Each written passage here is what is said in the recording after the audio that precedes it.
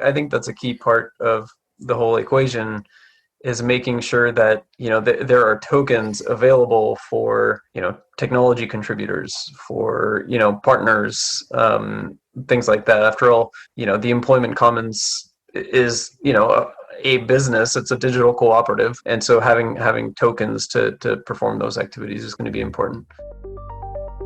Welcome to Opolis Public Radio, where we dig into how a rapidly changing world is impacting our lives and what we can do about it, with a focus on freelancing, finances, and the future of work.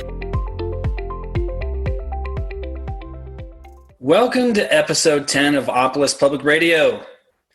I'm John Paller, founder and steward of Opolis, and I'm joined today by Eric Arsenault. Eric's been working in the DAO space since early 2019. And he currently works with DAOstack, a governance protocol for blockchain projects, and spends most of his time designing governance and incentive structures for early stage projects and getting involved with community growth efforts. In his spare time, he likes messing around with NFTs and scouting for investment opportunities as part of the MetaCartel Ventures effort. So welcome, Eric. Good to see you, man. Yeah, good to see you, John. Long time no talk, right? Yeah, really. So the inside joke there for everybody is Eric and I have actually been doing quite a bit of discussion around the Opolis Rewards Program, which we're going to do quite a bit of teasing on. But before we do, Eric, let's talk a little bit about DAOstack and your work there. What do you tell everybody about DAOstack, what it is? I mean, a lot of people from the crypto space sort of know about it from the early days of it, but there's been quite a bit of evolution and other things that have gone on. So why don't you kind of get us up to speed? Yeah, so DAOstack emerged from the whole ICO boom in 2018. I still have the card that I got from ETH Denver 2018. I don't even have that, so there you go. Old school. Yeah, old school right there. It sort of emerged from that whole 2018 boom, focused on building a protocol for decentralized governance. Now, I don't know how familiar your audience is with what decentralized governance is or why it's important, but high level, in the traditional world, you have companies and you have CEOs and corporate members making decisions for these organizations. Centralized power structures. Yeah, these hierarchies we're kind of used to. And in these decentralized networks, you don't really have this power structure. You just have token holders and stakeholders. And so the question is, how do you govern a network of token holders? And so generally you have these protocols that are governance protocols like DAOstack that allow token holders to make decisions together as a collective network through voting and other mechanisms. So that's what DAOstack is, and we've been doing that since 2018, really focused on the problems associated with governance at scale. So once you have large groups of individuals trying to make decisions together. Right now we work with various projects trying to design their governance and working with projects that want to decentralize and need the tech to do that. So how did you get interested in this? I mean, this is not obviously water cooler discussions usually at your regular 9-to-5 job or something. We should talk about decentralizing hierarchical power structures and creating new systems of governance to help. Yeah, that's just not what people are typically talking about. So tell us a little bit about your background and how you got interested. Yeah, so I got interested in the whole crypto space in a similar way to a lot of people. I think it was a colleague of mine had mentioned blockchain in 2017, and I slowly started researching, got interested, curious, and before I knew it, I felt like I had seen the future, right? You kind of fall into it, and you're like, what is this? This is definitely the red pill. Yeah, it's exactly. You had your Neo moment. I had the Neo moment, like many of us have. And, at that point, I decided that I wanted to be in the space. I wanted to work in the space, live in the space. And, so I left my job, and I started applying to companies and trying to see how I can start making a living in the space. And probably around 6 months after I started applying for jobs, I discovered this thing called DAOs, which was new to me at the time in 2019. And I realized that you can start working in these decentralized networks and getting paid for it and be part of these communities without any, centralized power saying, oh, you're hired or fired, or, it's just open doors. It's just a community of people working. Much more fluid. Yeah. So I just started participating really at a grassroots level in some DAO communities, specifically with Genesis DAO, which was a DAOstack DAO that they had launched.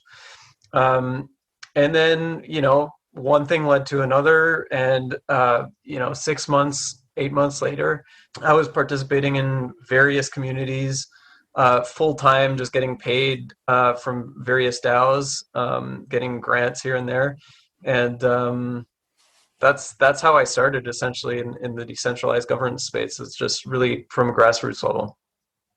So then you and I met really more like directly earlier this year at ETH Number 2020. Yeah. We did a lot of sort of governance experiments and things with the Buffa DAO at the time. Yeah, that was fun. V2 of that's going to be really interesting. Maybe we should tease that too. Maybe we'll see how much time we have. But then so Opolis is sort of a unique animal. What I really liked about our initial engagement with this is like, you seem to get it, right? Like the idea of building this ecosystem for employment that really bridges the two worlds, right? The sort of old world and the new world.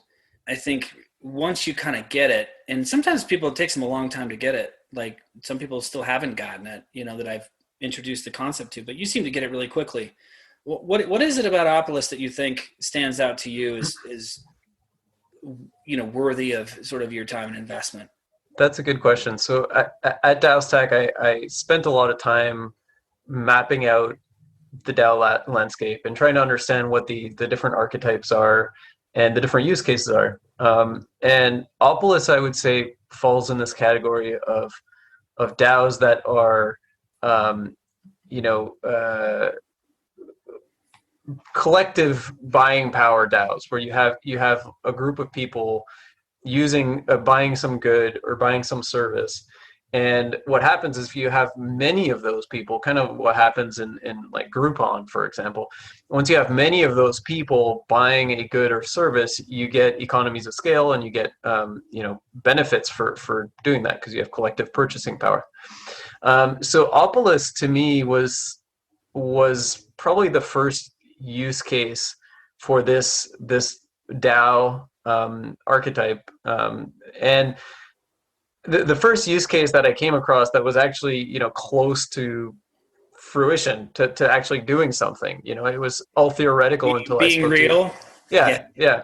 So when I spoke to you, I got excited because it was a use case that I had been thinking about, but there was no leads or no partners at that point that I was working with that would make it happen. So when we spoke, it was very clear that like that was the use case. But on top of that, it was a use case that had a lot of potential because you're talking about payroll services. And, as we know, it's a really massive industry. The U.S. payroll is $13 trillion. Yeah. How's that exactly. for a market size opportunity? That's just the U.S., right? Like, I mean, it's something like 75 trillion globally or something like that. I don't remember the exact. It doesn't matter even. I mean, it's so big. Like you couldn't. I mean, if you did actually build a global public utility infrastructure for employment and sort of fluid work opportunities as a base layer of a person's commercial experience, that commercial protocol of experience for the individual, I mean, that'd be insane. Like, yeah. Yeah.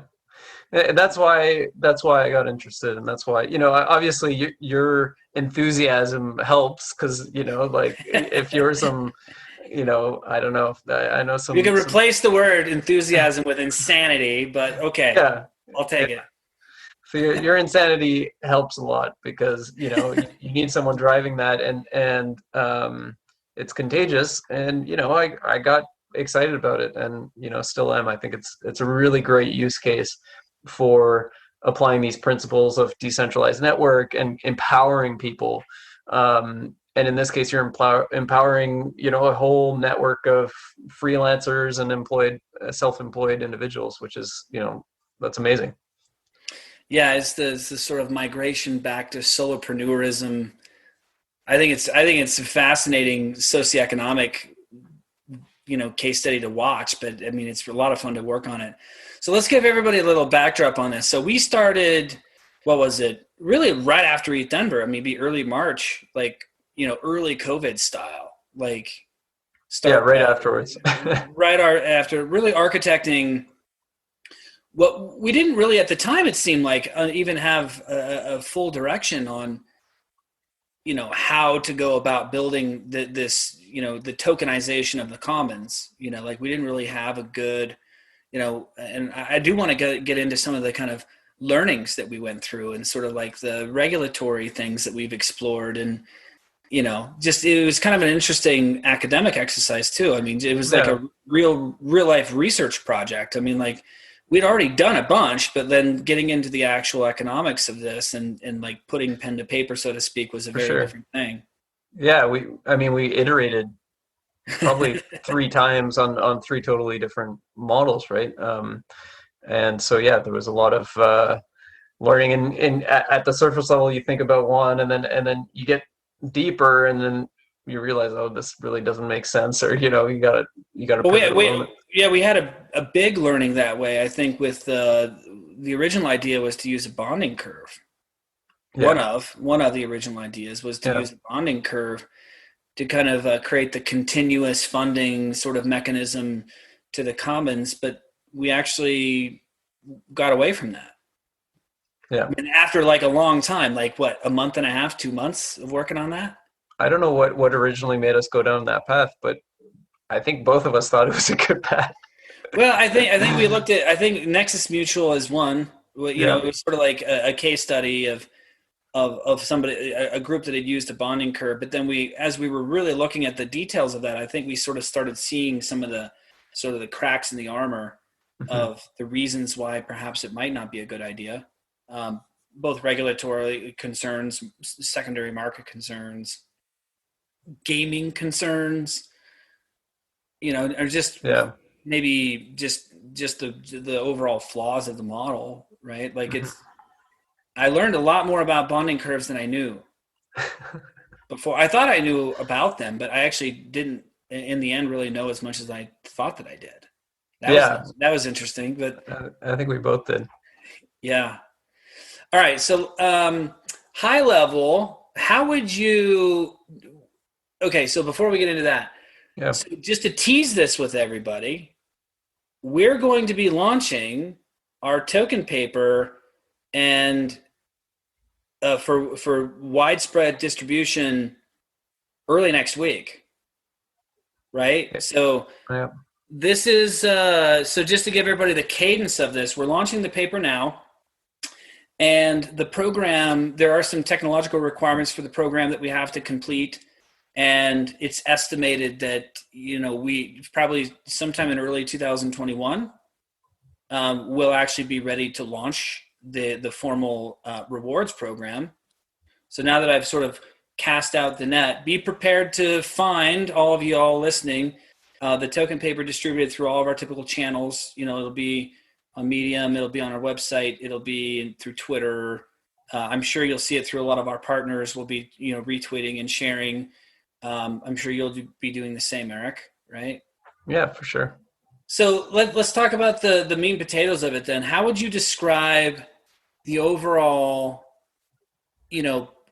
goals of the program and the tokenization of everything as it relates to Opolis, of course, but how would you describe that in sort of a couple sentences for everybody?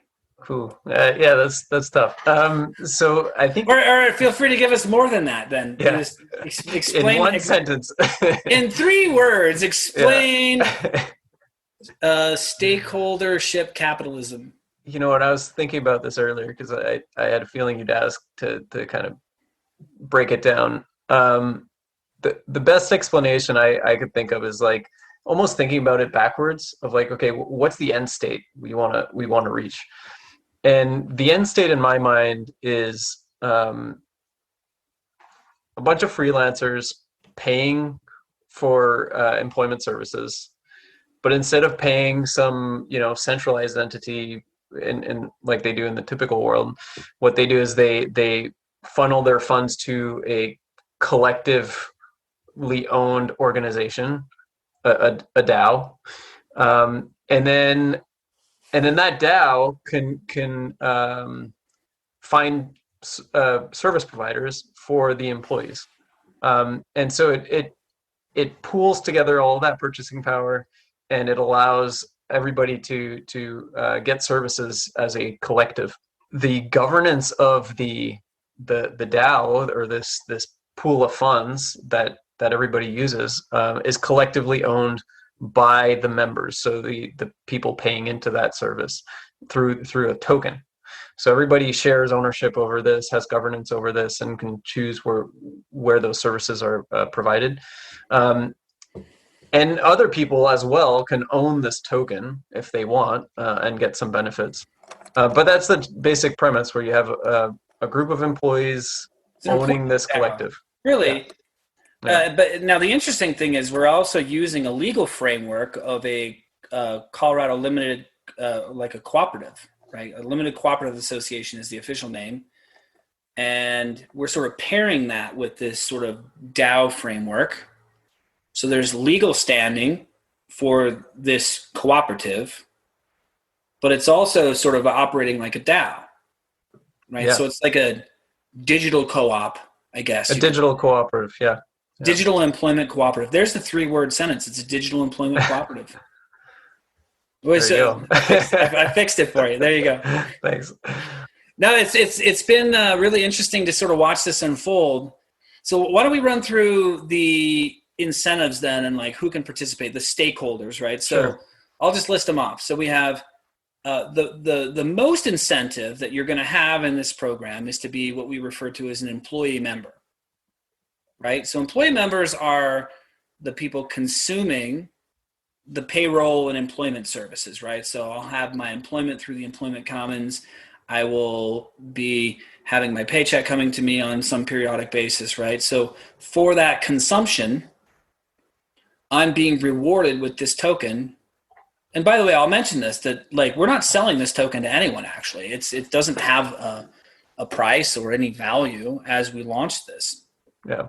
Whether or not it does will be an act of markets, not anything that we do, if anything happens, right? Like the goal would be to scale and grow this as a community such that perhaps there would be intrinsic value.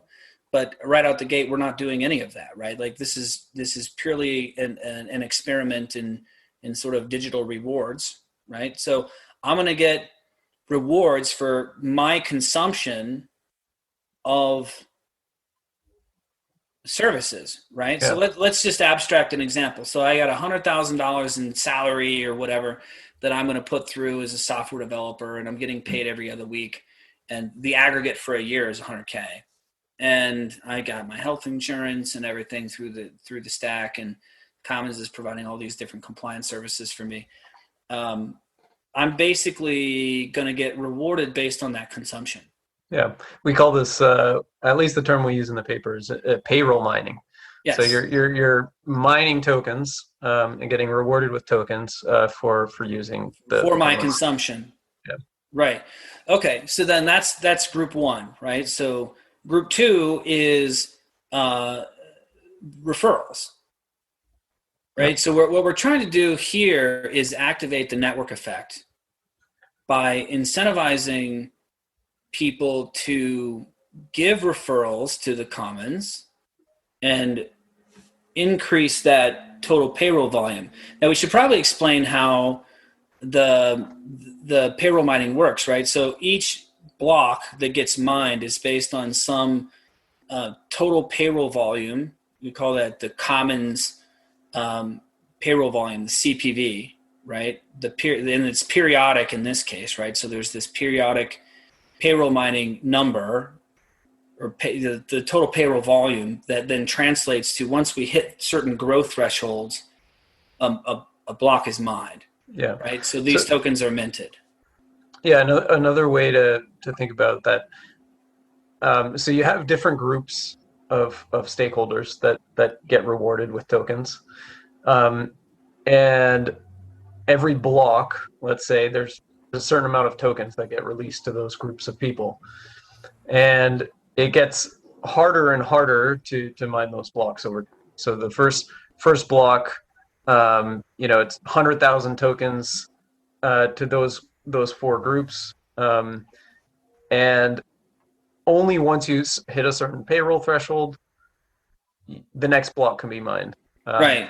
And those payroll thresholds get bigger and bigger as the employment comes. The block mining difficulty gets harder because that growth requirement gets bigger each time.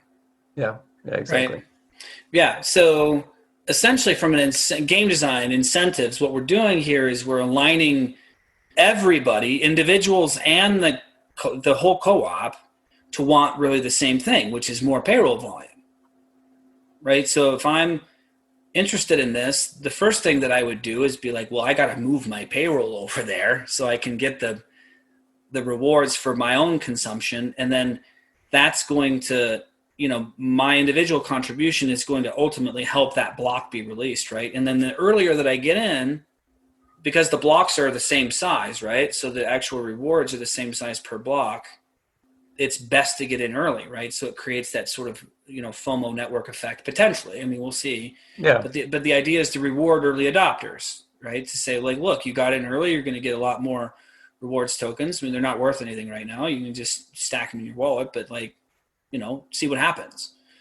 I mean, of course, I think we've designed this thinking that, if we really build the commercial value of the network, that intrinsically there would be some value down the road. But for now, we're not doing any of that, right? We're not selling it to anybody.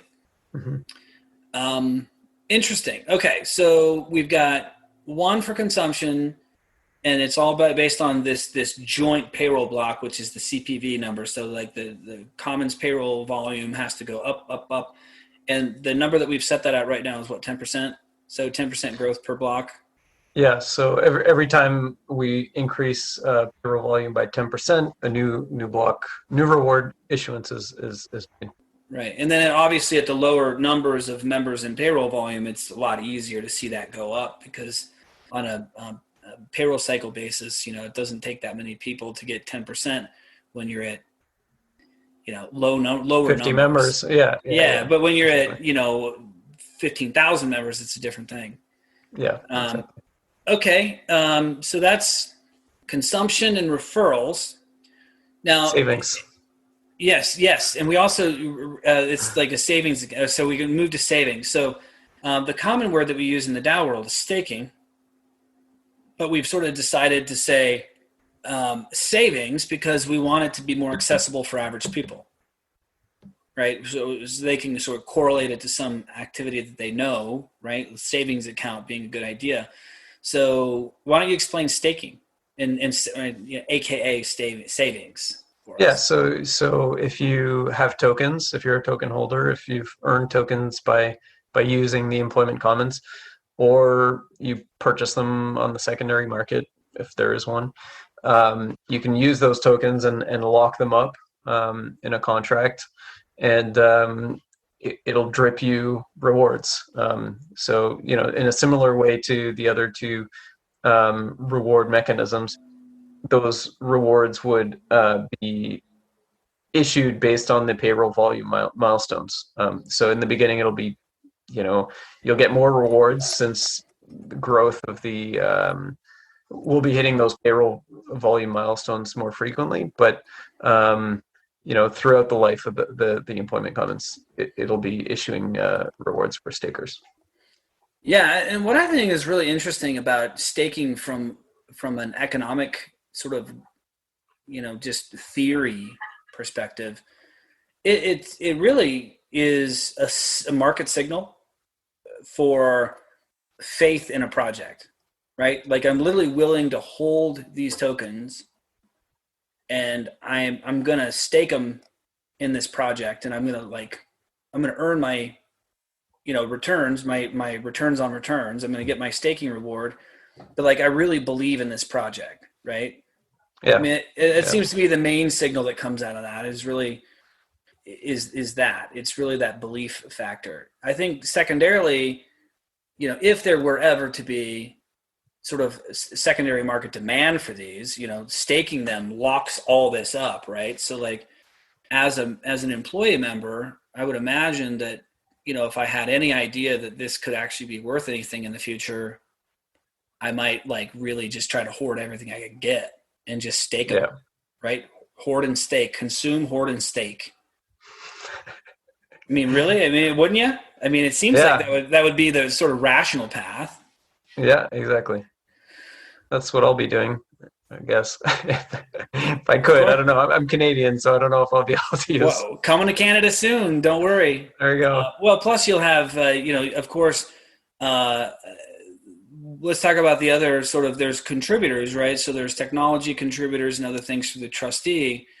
Right. So the trustee Opolis Inc., which is the official trustee to the employment commons, provides the technology and services stack for consumption, right? So as you mentioned earlier, the commons has gone out and procured this service. Now, of course, there's a handful of us sort of doing this right now, but we've procured this service. And for really the initial investment in the commons and standing it up, the trustee also will have the ability to issue the rewards to technology contributors and other marketplace contributors that are actually adding value to the commons, right? Yeah. So there will be other mechanisms and other means of earning tokens like you're doing, like you've contributed in the form of helping me write the paper and build the model. Like, so there's very fluid ways to kind of be involved, right? And I see that accelerating in the future, wouldn't you? Yeah, I think that's a key part of the whole equation, is making sure that there are tokens available for technology contributors, for partners, things like that. After all, the employment commons is a business. It's a digital cooperative, and so having tokens to perform those activities is going to be important. There's also a pool of tokens that are going to be reserved for the commons themselves. So all the members will have a pool of tokens that they can use to pay for things that they think are important, marketing or whatever else. Acquisitions of technology. It could be other service providers, new features. I mean, whatever, right? Yeah. I mean, it could be pretty much whatever it wants to be. Yeah. So let's talk about, there's two things that we really stress a lot as we talk about things. It's the sustainability and then the benevolence. Okay. So there's two things I want to kind of unpack here.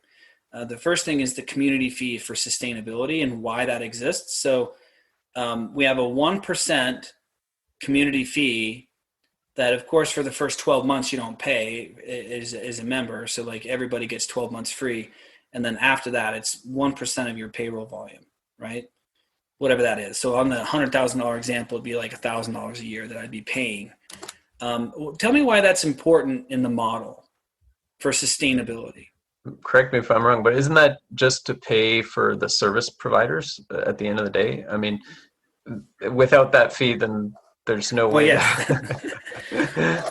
So really paying for the operations and services that actually exist in the stack. Now, theoretically, we've talked about the idea where the commons at some point is going to be really governed by the members. They could shut off the fee. Why would it be important not to do that in a crypto economics type of way? I mean, at the end of the day, all the members have a common interest of obtaining services because they need the services as members. So by shutting off the fee, they would essentially remove their ability to pay for the services that they require. So yeah, I mean, I would expect, if I look into my crystal ball, I would expect members decrease the fee at some point, and maybe negotiate with service providers and, do things like that to get their collective benefits. After all, I mean, I think that's one of the core value propositions of the commons, is that you have collective purchasing power and you're able to leverage that. So I would expect the fee to decrease, but I mean, obviously it can't go to zero because you're just then.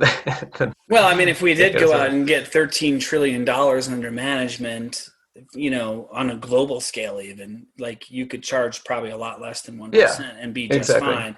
So I guess that's what you're talking about. Yeah, I mean, it was one of the, just so everybody knows, this is like one of those sort of attack vector things that we had talked about with respect to membership, and, where's the incentive not to just turn it to zero? And, we had to kind of build in some mechanisms to protect this, sort of what we call the sustainability of the ecosystem. There's a lot of crypto projects that don't have sort of an economic engine.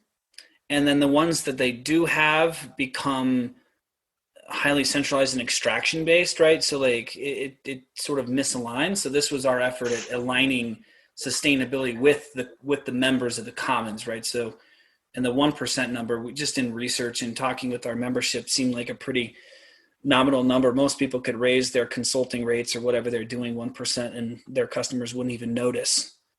Right. All right. So the benevolence component to this, let's talk about the governance structure and kind of how we're thinking about this. So initially we have this thing called the stewardship board. Do you want to explain that? Yeah. So I guess this whole project, it's rather complex in nature. I mean, there's a lot of moving parts. It's pretty ambitious. The aim is to decentralize, but there's no way we can go from day one and just be completely decentralized. There's too many risks. If you have 30 members and they own this massive pool of tokens in their treasury, or there's a lot of issues related to decentralization from day one. So I think with this project, one of the core assumptions is that we're going to be progressively decentralizing and making decisions that move us closer and closer to decentralization over time as we feel comfortable. And so the stewardship board was implemented to kind of just allow us to govern the networks and the key decisions of the network in a semi-centralized way to begin with. So there's going to be a group of us that control a multi-sig with the funds, and decisions are going to be made from there and voted on.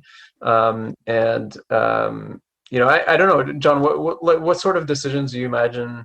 You're probably more familiar with the guts, but like what? Yeah, what I mean, sort just of decisions? it could be what features and products are offered. It could be like, changes to even fee structures initially until we get to a certain membership, right? So I think right now we have it at 1,000 members, where it'll start shifting back to the community, because I think that's a big enough size of membership. So you're not going to have sort of weird sort of controlling governance problems with like early adopters just sort of hijacking everything. So just so everybody knows, the initial stewardship board is set at 5, but it's going to grow to 9.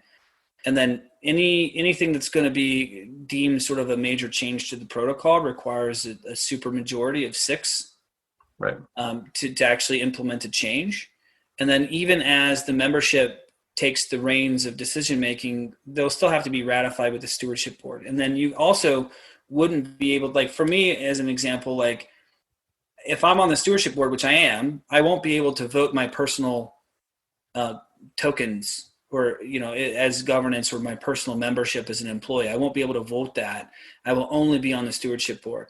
So like you can't sit in both pools. So like we're really trying to protect the benevolence of the structure. So individuals that are on the board aren't what you would see on a typical board of directors. It's not investor types. It's not just the capital, right? And in fact, the employment commons isn't invested in by anything. It's really just a membership.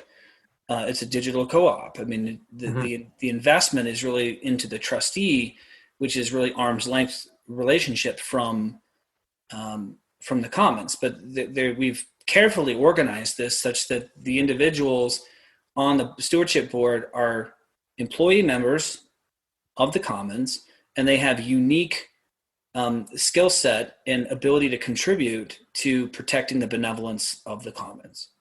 Yeah. Right. And we haven't gone into this too much in our conversations, John, but we could also implement some sort of really informal governance for members themselves that has no effect on the protocol, but at least allows members to voice their opinions and vote on things. Absolutely. Yeah. Well, that's part of the districts conversation, the guilds, remember? So there's going to be this meta governance that exists underneath the actual protocol where people will be able to organize into their own little groups and have their own little sort of voting blocks and decide things that are sort of important to them socially, politically, whatever they want, as it relates to their paychecks and their money. I mean, one example I've used a lot is, what if a bunch of people got together and created a pool for UBI for themselves, for their group, right? They could do that inside their little guild in the commons, but it wouldn't be something that the commons would implement, to everybody. Right. It wouldn't be forced on anyone. And then a membership in any of these guilds would be completely opt-in, opt out, right? So like no one's being forced to do anything that they don't want to. And then I could imagine thousands of flavors of this popping up, whether it's geocentric guilds, skill set guilds, social political guilds, that kind of stuff that would kind of pop up inside the commons. Yeah. So that's phase two. We got to get enough people in the commons itself for that to be, I think, probably phase two. I mean, it'd be the next thing. All right. So I'm just going to remind the audience here, if you have any questions, feel free to pop into the Q&A and put it there. If we're going to wrap up here in just a few minutes, and we're going to wrap up officially. We're going to end the podcast at 1:45. So just everybody knows that that's going to happen. So we'll go ahead and finish a couple of topics here, Eric, and we'll see if anybody jumps in with a question or two. Let's see, governance structure. We've talked about that. We've talked about launching. So we're looking at early Q1 next year sometime. Probably is most realistic, maybe ambitious for the technological requirements, but I guess we'll find out. Yeah, I think we're going to find out soon what needs to be built for an MVP there. Yep, very cool. So that is, so everybody knows our next stage for this is we are into the technological requirements building stage. So we are going to be moving into the actual building of the protocol, or the governance layer of this, right, and all of the distribution mechanisms technologically. So that's going to take us a few months to do, and that's going to be in parallel with a capital raise that Opolis Inc. is doing. So Opolis Inc. will actually be doing a traditional Series A, and the investors of Opolis Inc. Will be eligible for a reward for that contribution, because Opolis, as the trustee, is actually being granted a certain amount of tokens for rewards. We're not selling any tokens, so there's, don't think that you're buying a token, you're actually buying equity. And we're just sort of throwing this in as a reward as one of the activities that's seen as valuable to the commons, right? So that investment, even though secondhand to the commons, is something that the commons is blessing and saying, yes, we do think that this is valuable, because ultimately the trustee is really what helps stand all this up to begin with. So what's your final thoughts on this? I mean, if you were to think about, like, what's the most important thing somebody could know about this outside of what we've covered? Is there anything that we've missed? I don't know. I mean, personally, I'm really excited to validate this model, because I think it really opens up tons of opportunities, just in terms of, very similar models of consumption-based models that can be used in all sorts of aspects of our lives. So, I think that, to me, I'm really excited to see where this goes, what sort of governance we come up with and what sort of community we come up with. In terms of what we missed, I think, there's going to be a lot more details coming out in the paper. I mean, we're really glancing at a high level, and, it might be hard for some people to follow, but, next week we're going to have a lot more information.